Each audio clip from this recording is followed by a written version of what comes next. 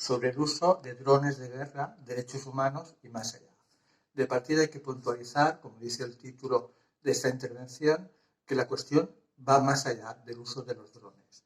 Se trata de una cuestión de implicación de derechos humanos respecto al uso de drones de guerra, de combate, de aviones no tripulados y de otras formas de asesinatos selectivos, con objetivos contra terroristas o contra insurgencia.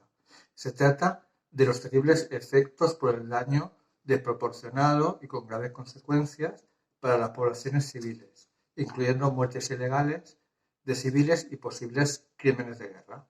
Y se trata también de que los estados que usan estas tecnologías para matar sin riesgos están bajo la obligación legal internacional de establecer investigaciones imparciales e independientes o bien que sean establecidas por las Naciones Unidas.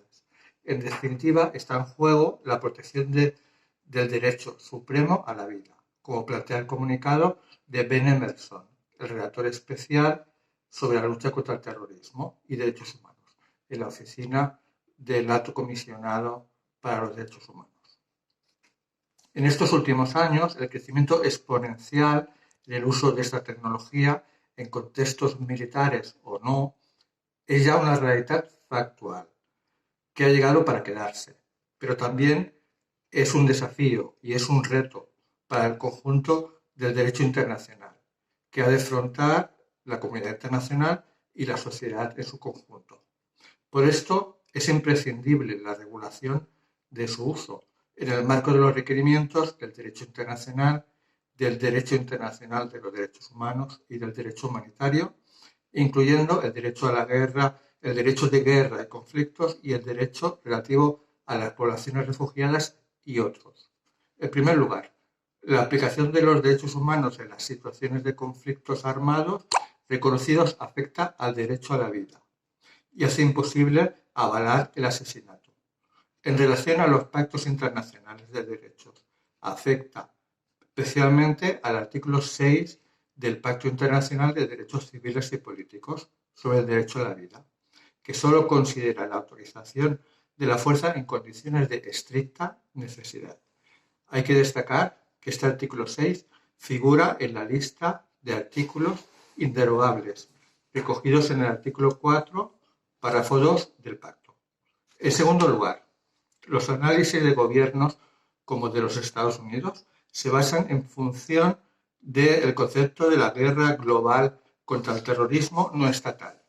Esta posición considera legítima la intervención contra las organizaciones terroristas en conflictos armados internos o no internacionales y la posibilidad de intervención en terceros países, con los diversos condicionantes, consensos y situaciones a tener en cuenta. Pero precisamente la ausencia de consensos en este asunto es la cuestión fundamental en esta situación, junto con la falta de adecuación de los actuales marcos legales y de la preocupación por este tema en la agenda internacional. En tercer lugar, aunque el derecho internacional o el derecho de los conflictos armados permite de modo general los asesinatos selectivos de combatientes enemigos en retaguardia incluso, la muerte de civiles solo se entiende si se respetan los principios de necesidad militar, proporcionalidad y humanidad, reconociendo su difícil aplicación, como se concluye en la nota del Secretario General de Naciones Unidas en el documento sobre ejecuciones extrajudiciales, sumarias o arbitrarias. En último lugar, respecto a la acción antiterrorista hay otras consideraciones diferentes que se centran en los conceptos de guerra, de legítima defensa y de persecución del delito. En caso de terrorismo sin declaración de estado de guerra, no se considera combatientes a los guerrilleros etiquetados de terrorista. Por otra parte, es difícil considerar cuándo es legítima la defensa. Y además no se establecen garantías en la acción de persecución del delito. Este tipo de guerra antiterrorista de castigo no se sostiene judicialmente.